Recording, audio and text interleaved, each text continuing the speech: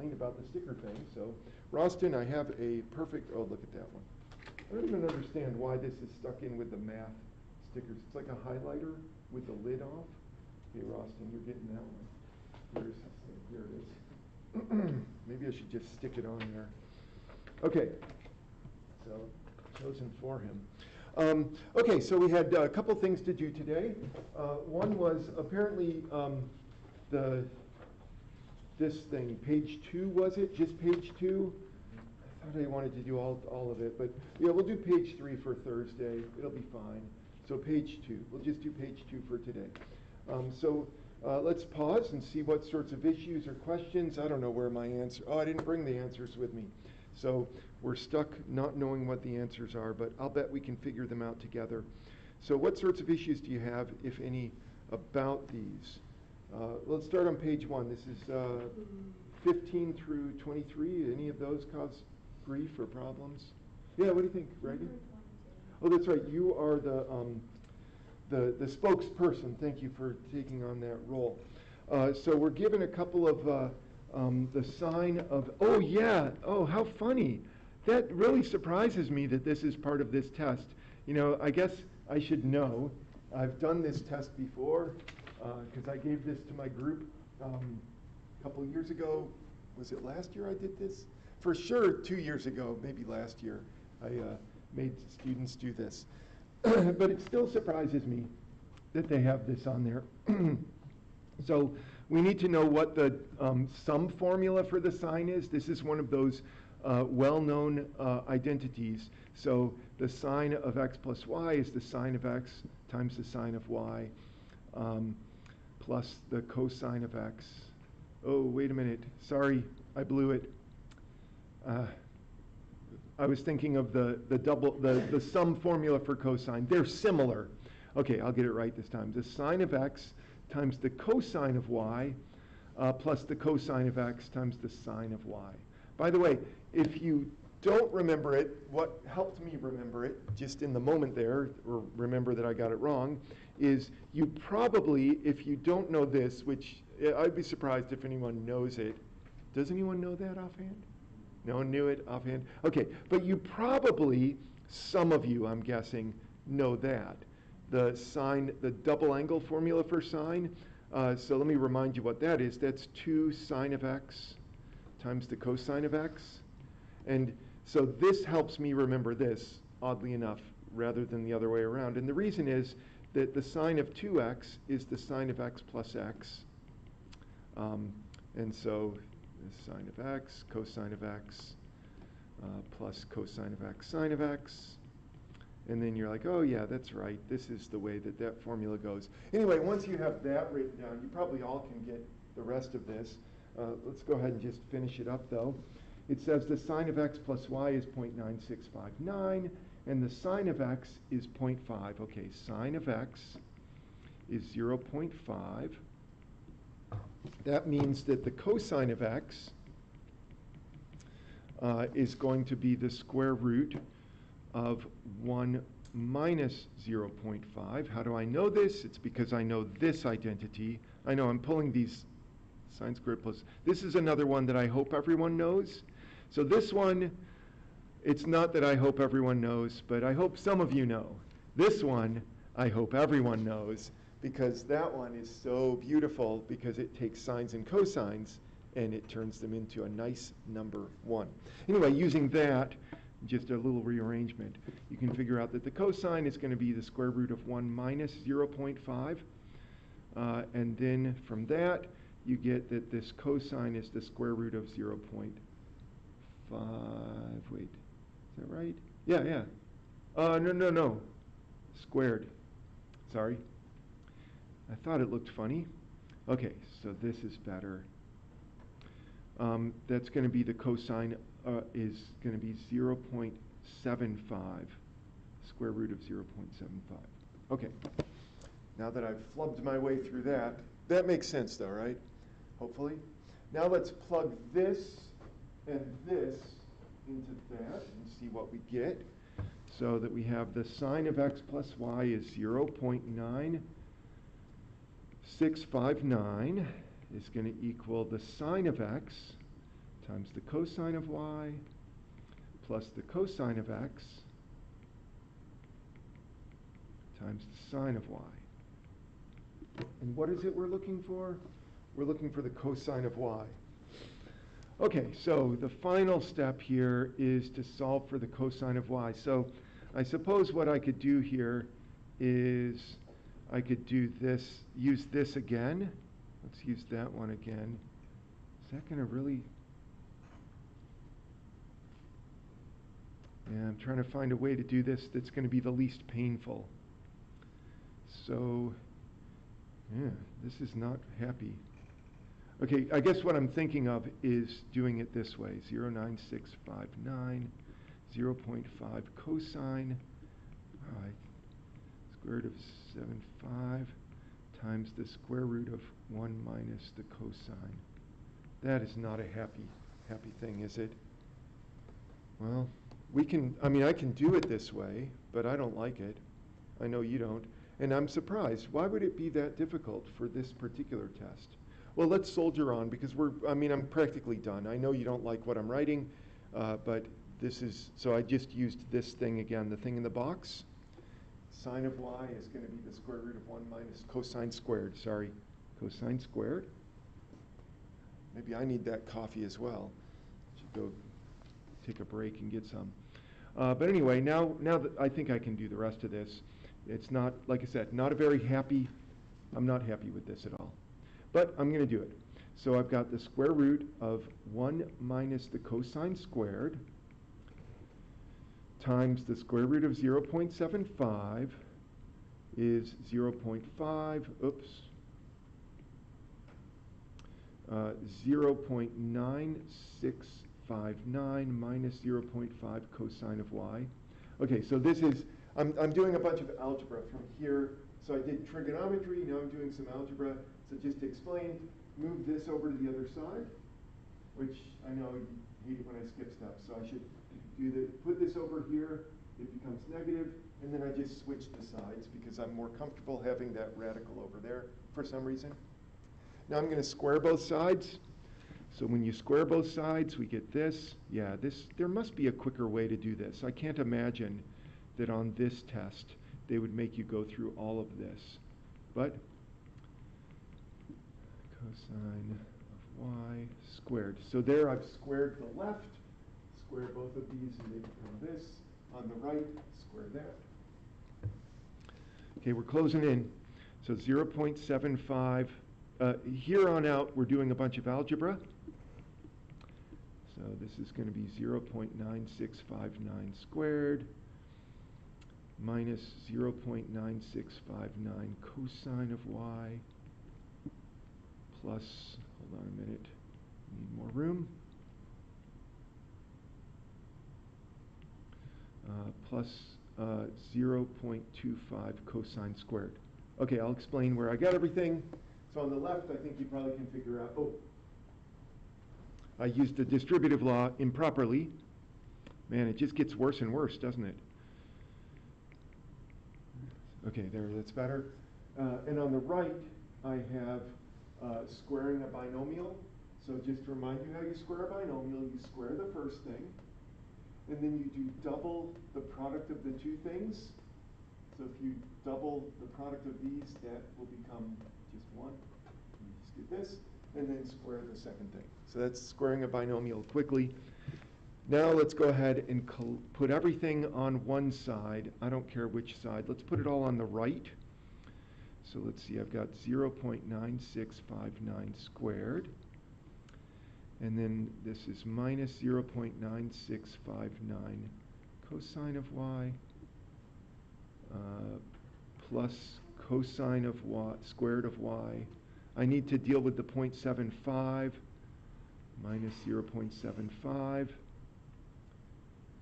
One more thing. I know I'm switching it up again. Putting this all on the left just because I'm more comfortable with that. 0.9659 cosine of y plus 9659 squared minus 0.75. Phew. All of that equals 0. Okay, so At this point, I think I will just use the quadratic formula to say that cosine of y is going to be negative of negative 0.96. I hope you know the quadratic formula. If not, I'll write it down here. Negative b plus or minus square root of b squared minus 4ac over 2a. Okay, so there's the negative of that plus or minus the square root of b squared, 0.9659 squared. I know it's negative, but when you square it, it becomes positive, minus 4 times a times c, 5659 minus 0.75. Sorry about the mess there. And a is 1. All over 2a. Okay, so let's do this on a calculator because I can't do that in my head. I mean, I could try, but I think I would fail. Find one that works here. Second, quit, clear. Okay, so I'm going to do this stuff under the radical first.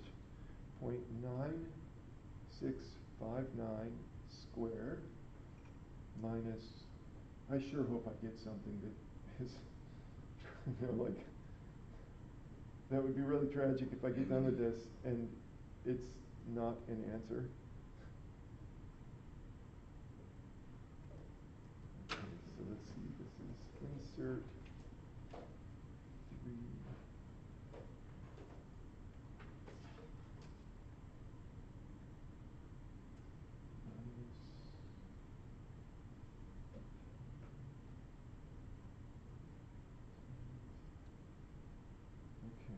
Hopefully I've typed that correctly. I got 0.221, just a sec. 0.9659 plus or minus 2011. Does that 0.2011? It's got some other stuff. 1, 5, and 7. So I've got a plus and a minus. Oh, no. This will be okay. So now I do the square root of that. I got 0.4. This is over 2. So 0.9659 plus or minus 0.44845 over 2. I was hoping that there would only be 1. Wait a minute. What's wrong? You only want the positive answers. Why? Because 22 only has positive answers. 22 only. Yeah, but if you put a minus here, this is still positive. Okay, well, let's see. Let's try the. Now I'm worried that I don't know what I'm doing. Okay, so let's see. Let's add this. I'll do the plus. 0.9659 divided by 2. 707. Really? It's 0.707. Okay. Let's see. What happens if I subtract? 0.9659, 0.44845 divided by 2. If I subtract, okay, so I'm going to go with C. This is dissatisfying to me, though, because why is it so hard? I think in my book, I didn't bring the book because I have all these other books I was bringing today. I forgot to bring your book. I brought this book. But I'll put this on my list. I should check that because I think it has the solutions, like it explains how they did it. Because this feels to me to be way too hard. Like that's a lot of work. I can't imagine there must be an easier way. So I will look it up. I have the humility to say that I probably either made a mistake somewhere or I'm just not seeing the shortcut that they intended me to use. I mean, the thing that comes to mind, though, is this identity, that sum formula, and then, of course, this identity over here. But, yeah, so I'm going to go with C, but I'll double check. Wow, that took a long time. So my apologies for that. What else do we have? Is there anything else from this first page that we need to look at? I guess 17 and 18? Let's hope that they aren't too bad. Okay, so you've got a derivative, and you're supposed to come up, okay, multiply. Multiply we can do. Oh, no, derivative. Sorry. Yeah, 17 and 18. Let's do 17. We're doing the antiderivative of x cotangent of 3x squared dx. Okay, so I'm going to do this using substitution twice. So the first substitution is the obvious one. I hope it's obvious to you. Is you do u equals 3x squared, du is equal to 6x dx. And here you do u. I'm just going to do it the way I prefer, which is to move that x over here and put it with a 6. And because I've inserted a 6 there, I put a 1/6. I know that a lot of people, when they do substitution, skip this step and just cut to the next one. But I'm much more comfortable writing it out, and it's okay if you want to skip that step, I suppose. You know, you can risk getting things wrong. Okay, so anyway, so now using that substitution, I can do this 1/6 cotangent of u du. So you can see the thing in yellow substitutes for u. Now at this stage, I have to remember my antiderivative of cotangent. I know it exists. In fact, I could probably look it up in this book. I'll bet you it's on one of these pages. Where is this? Is it in the front? I don't know. It's on one of these pages here. Here they have like table of integrals. I'm not going to do it though, because I can't expect you to remember it if I can't remember it. I mean, I know it involves a natural log, and I think it involves a cosine, but let's go ahead and actually do this without remembering what this is. So the way you do it if you don't know what this is rewrite this like this, cosine of u over sine of u. I suppose this requires you to remember that cotangent is cosine over sine. And if you don't know that, then I guess we're stuck. But hopefully you remember at least that, some basic trig. And now you're going to let's see, we've already used u. I don't like using w because that feels weird, and v looks too much like u. So let's use a works. I was going to use z, but a works. So let's let a equal the sine of u. You might say, how do you know that you're going to use sine of u for a? Well, you'll see in just a minute. I have cosine of u du as my derivative. I can kind of look ahead and think, okay, the derivative of sine is cosine, and so I'm going to be using this right there. At this point, I probably don't need to rewrite this, but I'm going to anyway, because like I say, I am way more comfortable rewriting it than not. So I have sine of u times cosine of u du. And this is only so that I can say that I've actually got the actual derivative. So that dA, I'm always obsessed, want to get the du or the dA or the dz or whatever it is I'm using. Now that I've got that, the rest of this is pretty straightforward. This is going to be 1/6 times the integral of 1 over, a. I'm so used to d. Let me get rid of all that. Okay. 1 over a dA. So you can see here that stuff there, it just became that. And now we all know what this is. This is the natural log of the absolute value of a plus some constant. Oh, interesting. Oh, yeah, they have the constants. I was going to say, where are the constants? Okay, so we have that. And so this makes this, let's resubstitute sine of u. And then the final substitution, or final thing is to substitute back in for u. And I honestly can't even remember what it was. And so I've got to go way back up. Ah, there it is, 3x squared. Thank you. 3x squared. And so that's what I'm going with. And that is, that's on there as letter D. So we're all happy. All right, so 17, we're happy with? You're happy as you're going to get? All right, I know it's early in the morning, so it's hard to be happy. But let's do number 18 now.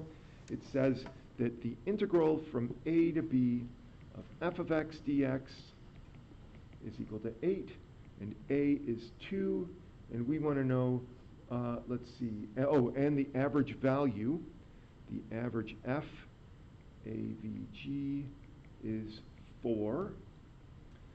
So then we just have to figure out what b is, and to figure out what b is, what we need to remember is that the average value is the integral. Let's see, this is the FAVG over the size of the interval. So there's the average value formula. And then if you remember that, then the rest of this is pretty straightforward. So let's see, this is going to equal, we already know that that's 8 up there because we're given that. And then you have b minus 2 is equal to 4. So b must equal 4 for that to work. Is that one of the answers that we have? It is, so it's letter C. Yeah, I'll bring my book next time so that when we do this again, I can double check that I've got the right answers. But I'm pretty confident about number 17 and number 18. I'm not at all confident, I just got to be honest with you, about number 22, mainly because it took so much effort. And so I'm worried that I've missed something in the process. So I will double check that one. All right, so page 1, is that it for page 1? All right, the rest of it was pretty straightforward? Yeah? On the front, let's go to page 2, or yeah, the back page. So let's take a look at the back page. 26. We have a linear programming problem, whatever that means. And we have ordered pairs. The restraints yield feasible solutions in the region where the corner points are these. So I guess we need to know what linear programming is before we can proceed. So linear programming is a technique to finding optimal solutions without using calculus. You think of optimization as using calculus, but basically what you do in a linear programming problem is you'll have some sort of constraints. So you might have a constraint, this is just an example.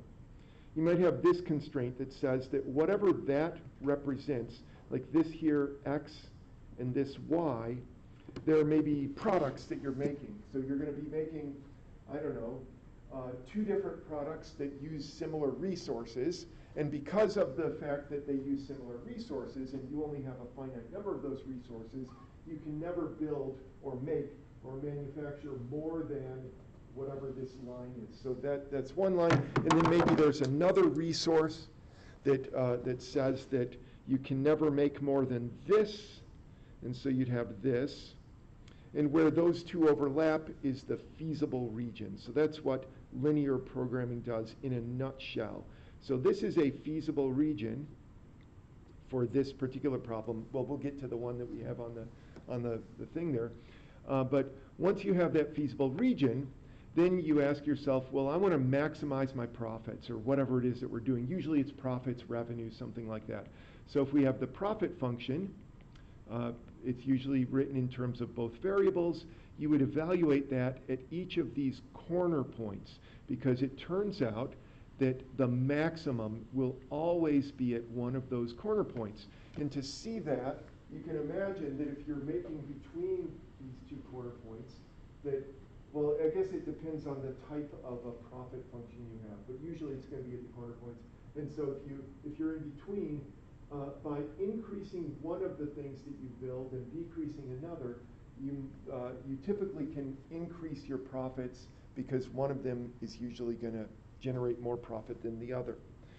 So anyway, that's the sort of thing that you're going to do. That's in a nutshell. So let's look at this. It says we have this feasible region, and it has the corner points so the corner points are those things that I've circled of the feasible region. So let's draw this. 0, 0 is always a corner point with one of these. 0, 10.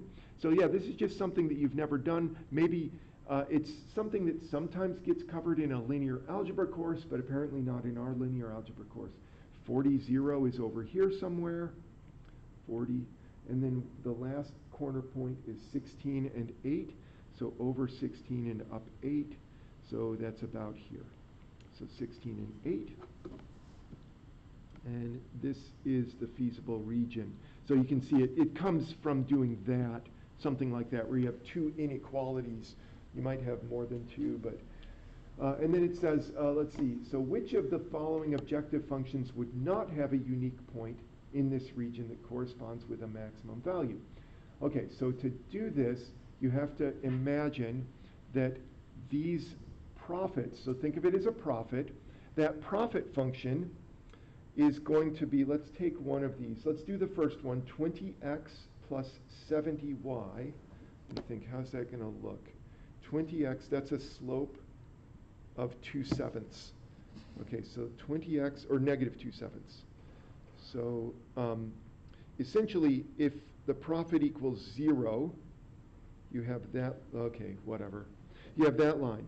So I've got that line, and that line, that's basically when the profit equals 0. And then if I take that line, let's see, where's my, here we go. If I take that line and I move it, that is increase the profit. So if you basically take that first answer, the p of x equals 20x plus 70y, if you set that equal to 1, you're going to move that line up a little bit like this. If you set that equal to 2, it goes up further, further, further. When you get up here, the profit is, I don't know what it is, but maybe it's 10, and then it gets a little bit higher. And you can see that when you get up to here, that profit is going to be that's sort of the maximum profit. So as you move upward, the profit increases. So the only time that you're not going to have a unique solution, that is a unique maximum, let's see, if we tilt this like this, if that's the profit line, if it starts out down here, the profit increases, and you'll notice that right there, it's crossing the point that's out in the middle there, 16.8, but if you go up a little bit higher, it touches just the point 10, 0, 10. Anyway, so we're looking for, if the line is a slope that is anything other than one of the slopes of the lines you have here, you're going to have a unique solution, that is a unique maximum. But if the slope matches, let's see, did I make it match? Yeah, there. Now, at this, whatever profit this is, you have every point along that line will give you the same profit. So to figure this out, what we could do is we could figure out the slopes of these two lines. So that's not too bad. Here the slope is equal to negative, let's see, rise over run. So rise is 2, whoops, negative 2, sorry about that. So rise over run, which is negative 1/8. This slope is rise over run, negative 8 over 24, which is negative 1/3. Did I get my math right there? I think I did. Okay, so now basically the answer is going to be a profit function that has a similar slope to one of these. So as I look through there, definitely not A, because A has a slope, if you imagine, just set that profit equal to a number like 10, doesn't matter. You'll get 70y is equal to negative 20x plus whatever the profit is, and that gives you a slope of negative 2/7. The next one has a negative 1/3. Oh, letter B. So letter B has a slope of negative 1/3. Let's double check that none of the others qualify. The next one has a slope of negative 10/4. And then the final one, negative 35/3. Wait, no, I'm sorry, I have that upside down, don't I? Negative 4/10 and negative 3/35 are the last two. So it's going to be letter B. I know, big, long explanation. And basically it's because we don't cover linear programming. And I'm guessing that the teacher exam here does not cover linear programming.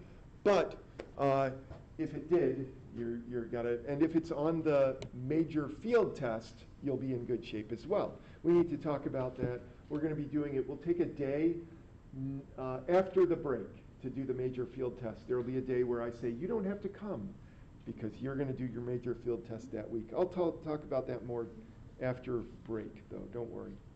Okay, so anyway, that's number 26. 26. I know, super long. Now you're thinking, oh, if we ask questions, it'll take forever, which now I'm worried that we're not going to get to D'Hondt tables. We'll do what we can. Might have to save the D'Hondt tables till Thursday. So anything else from this back page that looked fun? Fun for me, not for you, I know. I know I'm looking at that 31 thinking, did you get 31? Because that looks to me like identities, doesn't it? Do we need to do it? Let's do it real quick because I'm excited about it. Let's do it. Sine of theta times the cotangent of theta squared. Oh no, we're squaring this. Squaring that. Sorry, I've got too many 2's. Okay, so we have that, and then we're going to add to that cosine times tangent. And we want to know, what does that equal? All right, well, let's do it. Sine, this is going to be cosine over sine. Square that. And this is going to be cosine.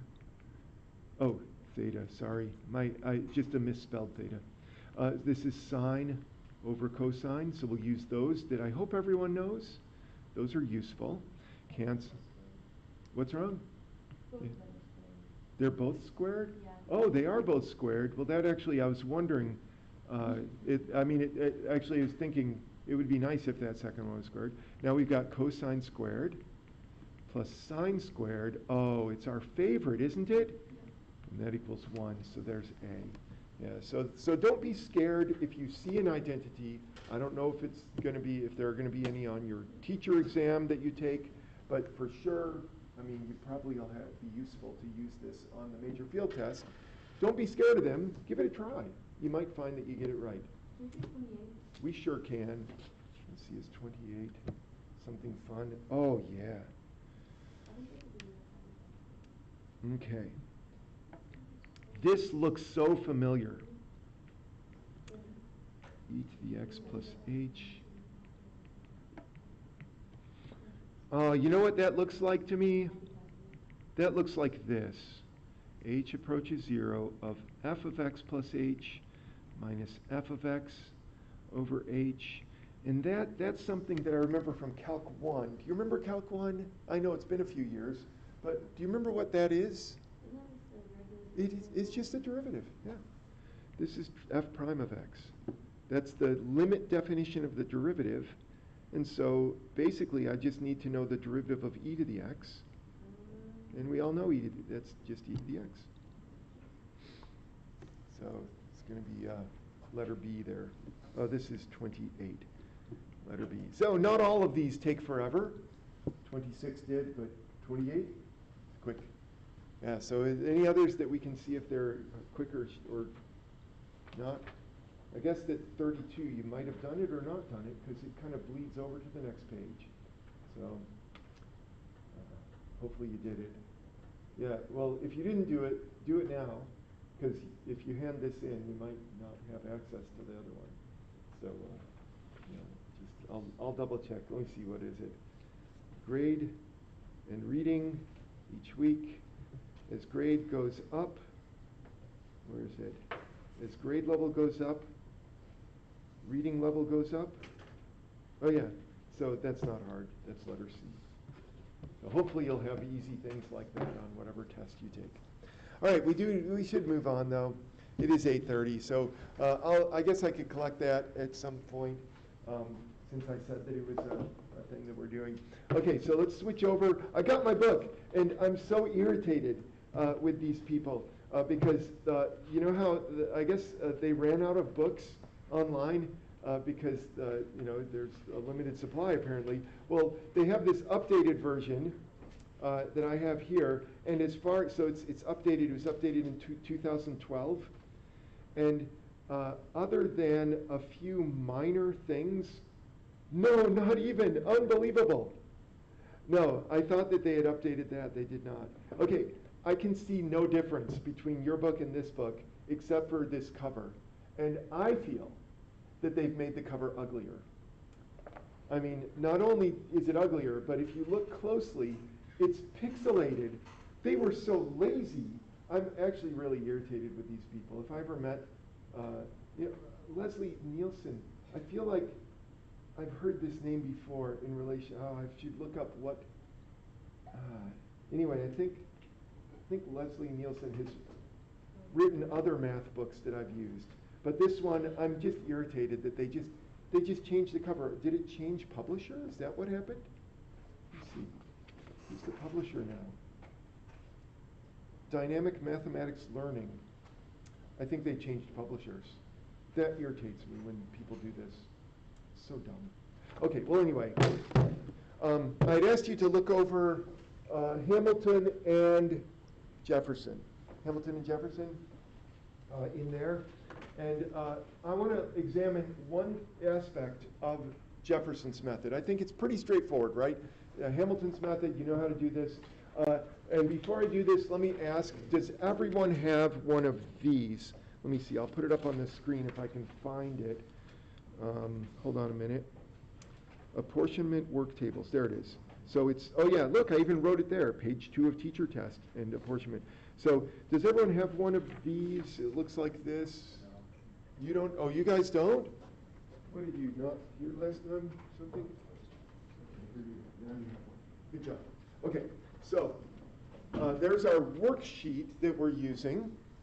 And so I just want to point out this aspect of Jefferson. We're going to use this, don't worry, for the other ones. We have, how many more? 4 more? Didn't I say, let's see, you have Webster, Adams, Webster, Adams, Lowndes, and Hill Huntington. So I don't know if all of those are in here. I know Webster is, and I think Hill Huntington is. I don't know if Lowndes is, but yeah, Webster's method is there, so that's fine. And we'll deal with the fairness business later. But anyway, we'll talk about that later. For now, I want to focus on Jefferson. And the reason why is because if you go back to Hamilton, just remind you how you did this. I feel this is easy. I feel like I don't know why Washington vetoed this. This seems so simple. Like, why is this? What's the problem? You basically divide everyone down, round everyone down. So you divide by the divisor. So just as a reminder, you have this divisor. Divisor is sometimes, it's called the average district size. So you have that, you divide, you find, and so this is essentially what you guys did when we did this for the United States from the 1790 census. So you divide, you get these things that are called quotas, round everyone down, and then you just figure out how many more people you need, and you give it to the person with, or the state, or in this case, the department, with the largest fractional part. Seems so straightforward, especially when you compare that to Jefferson. Jefferson's a nightmare. I mean, what I mean by that is you could be hunting around for a long time trying to find the right divisor. So just to remind you what you do here, Jefferson said, let's round everyone down. And instead of just adding, so we got 17 when we rounded everyone down, instead of adding an additional person to whatever, like in this case physical science, or whoever it is, oh yeah, I guess this isn't the original one. The original one is up above. You change the divisor, so instead of using this, use this, or that, and you hunt around until you find a divisor that works. And the problem with that is that you could be hunting for a long time, especially with the United States, 50 states that we have to allocate or apportion the representatives for those states. It takes forever. You can imagine that it would take a long time. And so what I wanted to share with you is a way of doing this that actually shortens or simplifies Jefferson's method. And this is using a table called the d'Hondt table, named after the mathematician apparently who came up with this. So the French, interestingly, Americans, so the Americans came up with all these methods. Jefferson, Hamilton, you want one more? You can have one. So the Americans came up with these methods. You have Jefferson, Webster, and so forth. And it was up to the French, oddly enough, to come up with ways of doing this simpler, the simpler way of doing this. And you might wonder, why did the French care? Well, the French used a similar method to apportion their parliament based on the number of votes that each party gets. So if you have 100 members of parliament, you would apportion parliament based on number of votes for each of the parties. So in our country, if we did this, we would take the popular vote, and I'm guessing that the Republicans would get like 47% of the vote, the Democrats would get 47 or 48%, and then there would be like 3% or whatever for third parties and that sort of thing. So this is their voting for the parties in Parliament. There are a number of countries that do this. So anyway, that's why they were interested in coming up with easier methods for doing all of the methods we came up with. And so let me see, how am I going to do this? Let me just grab this. I'll just scan it instead of finding, I don't know where this document is on my hard drive. Ooh, that's no good. Let's try again. Okay, that's better. Let's save that. Just a sec. Oh yeah, that's the bad one. There, that's much better. Okay, now I gotta find my pencil. Okay, so here we're gonna do this as a group, kind of to sort of, I don't wanna do all the work, and I know that you don't wanna do all the work, so we will do this together. So here's how this works. Since Jefferson's method, what Jefferson's method does is it, what does it do again? It minimizes the largest district. Is that what it does? I think that, well, it doesn't matter, because we're gonna use whatever it is that Jefferson is doing to fill out this table and to do Jefferson's method much quicker. So here's how this table works, is we imagine that biology has a single representative. So I want to know what I'm going to put in the table here. So I'll just put this here, like just to say that all of these numbers, what those are going to be is those are going to be the district size. District, I'll put that in quotes, district size, because the district size doesn't make sense in terms of this particular problem. In this problem, it's number of, not representatives, but number of faculty, I guess. Faculty. So if you really want to change that, you can. So we have number of faculty, and if biology has a single faculty member, it means that that one faculty member has 50 students. So it's kind of like, with representatives, you would say you would take the state population, divide it by the number of representatives they have, and you get a number of which represents the district size, or in this case, number of students per faculty member. Computer science, if they had a single faculty member, would have 81 students per faculty member. For math, math would have 124. Physical science would have 20. Now here's what we need to do, is we need to ask ourselves, we'll get to that in a minute, but what we're going to do is we're going to award representatives based on the size of the, like, how many students you have to deal with. So obviously, if we only have one representative, or rather one faculty member to give out, that faculty member should go to math, because math is the largest. Okay, let's move on and do the next row. Let's see, 2 faculty members. Give me a sec here. This will be 40.5. This will be 62. You'll catch on in a minute what all this means. But here's, now let's say that we had two faculty. Well, see, it makes no sense to give out 2 faculty members, does it? So let's do it this way. Let's say that we have 4 faculty members to give out. So what we'll do is we start at the top here and we say, if we give math a single faculty member, then that one faculty member has 124 students that he or she has to deal with. So math will get the first faculty member because they're biggest. Now the second faculty member is going to go to computer science because they're the second biggest. So let's highlight that. The third faculty member is going to go to math again, and you might say, well, why not give it to biology? Well, the reason is, if we give 2 faculty members to math, each of those faculty members are going to have to deal with 62 students, whereas if we gave 1 faculty member to biology, that 1 faculty member has only 50 students.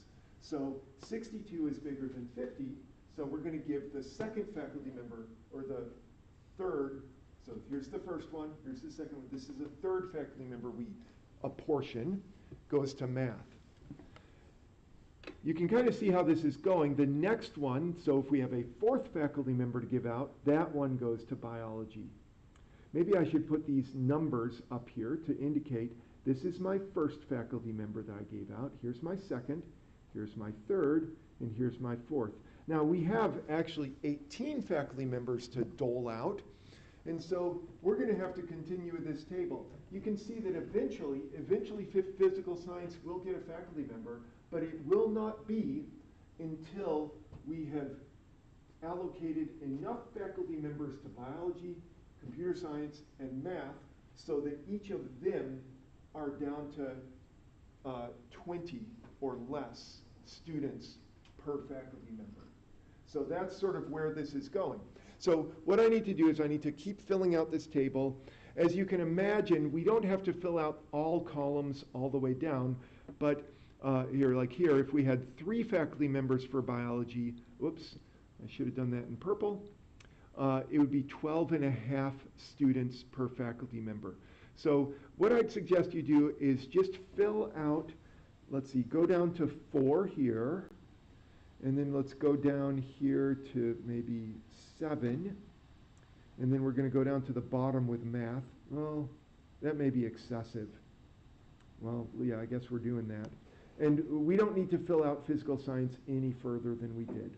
You'll see why in a bit, but there's a reason. So essentially, so let's see if we understand what we're doing here. How many students, if computer science, we'll deal with the allocation at the end, but if computer science had 3 faculty members, how many students per faculty member would you have in computer science?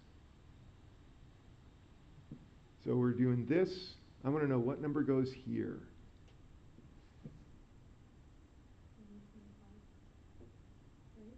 What did you get? 20.5. Oh, that's actually down here. 20.25. Oh, because it's divided by 3. Yes, very good. So divide by 3, you get 27. All right, very nice. Okay, so good. So basically you're just taking the top number, so 124. So let's just make sure. What number goes here for math? 49.3. Wait, what? 40, oh yeah, it doesn't divide out. You're right. I thought it divided evenly. It doesn't. Very nice, 41.3. So go ahead and fill out the rest, at least the portion that I've got sort of highlighted, and then we'll get it together. And then, once again, I'll go through the logic of why we do this, and when you compare this with what we did last time with Jefferson's method, you'll find that it works perfectly. And then hopefully you'll see why we do it this way. This is all we're doing today, is this D'Hondt table.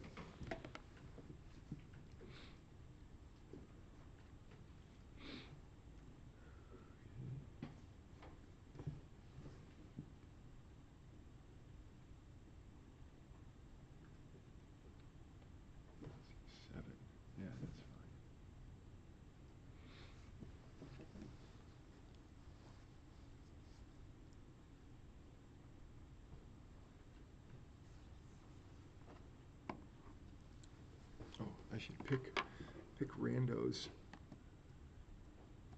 Rando. Okay. All right, let's just make sure. Sarah, do you have another one of these numbers? I don't know where you're working, but do you have one that you can tell me about? is 12.5. 12. Or, That was the wrong. 3. Oh, I did it wrong. Yeah, if you- Ay, ay, ay, what is wrong with me? Sorry about that. You're right, 12.5. Look at me, that's why everyone was confused about that. I'm sorry. That's 16.67. Sorry about that. Man, and I've already had coffee today. So thank you, I'm sorry about that. Yeah, that's my fault, the 12.5 in the wrong place. I'm gonna rip off.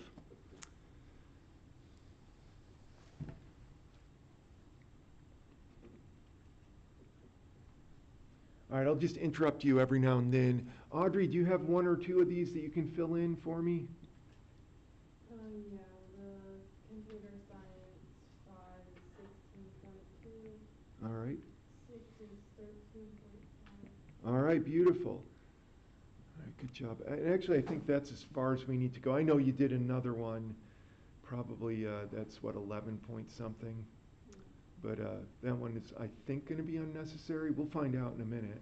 If we need it, we can always compute it. All right, well, Sydney, did you do math 4?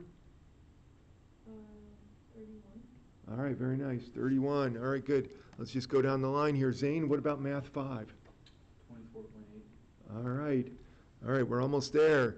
Let's see, repeats. Roston, come on, you know it. All right, Chelsea, did you do math 6? 20.6. All right. 20.6. And then, who haven't I talked to? Julia, what about math 7? 17.7. All right, we'll need just one more probably. We probably don't need to go down all the way. So what about, I guess, Jaron, did you do math 8? 15.5. All right, 15.5. Okay, very good. Okay, so just remember the logic here. And here, well, let's understand the logic of using this, and then we'll go back and see that this is exactly what you get with Jefferson. The logic is you take the largest number. So we need to award, is it 18? I think it's 18. So that's our goal, is 18. So 18 faculty members. And so you start with the biggest and you work your way down. So the next biggest is that 40.5. Oh, no, it isn't. The next biggest is 41.3. So this will be the next one that I give out. The next faculty member is going to go to math again. Makes sense, though, because math is the biggest group here.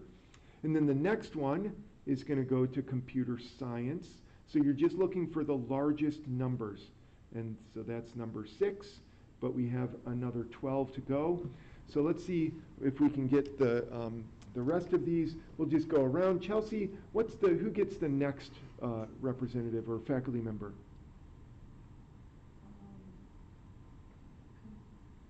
So what's the next biggest number that hasn't been highlighted? Yeah, math does. That's this one here. Okay, and then I guess Zane, what about the next faculty member? Computer science. Computer science, very good, because this is the next biggest number. Okay, we're up to 8, so we keep going. I guess, Evan, what's next? Biology. Biology gets 1. Yeah, still sad about physical science, aren't we? Don't worry, they're going to get 1 eventually. All right, next we have, oh yeah, okay, we're over to Sydney. Sydney, what's next?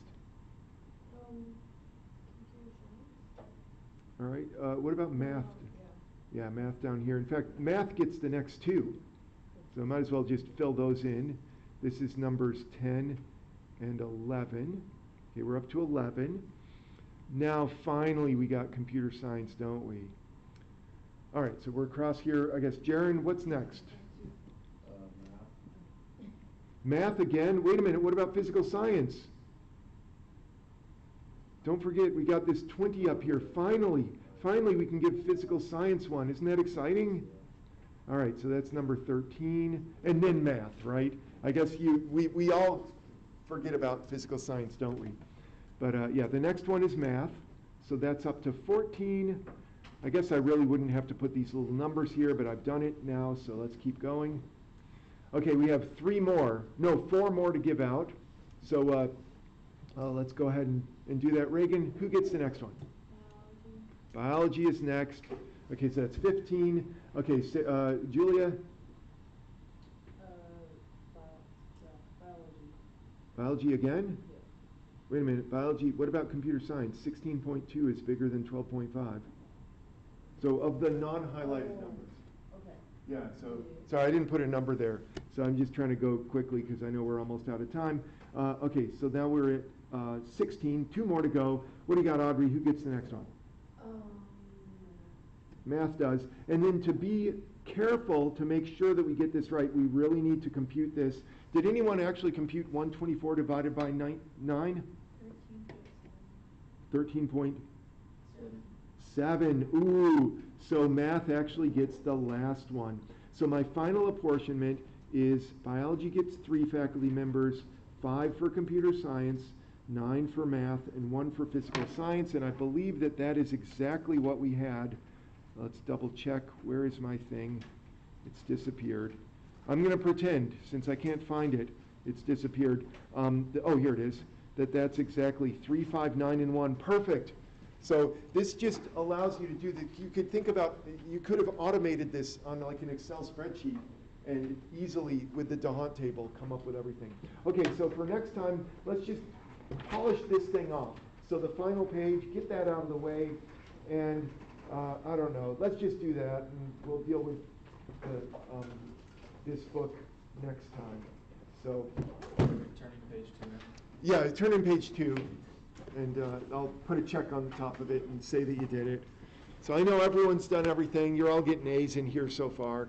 It's going to be hard not to. But you could, if you really want to, you probably could get a D, but I don't think you do. I wrote B now on Thursday. Yeah.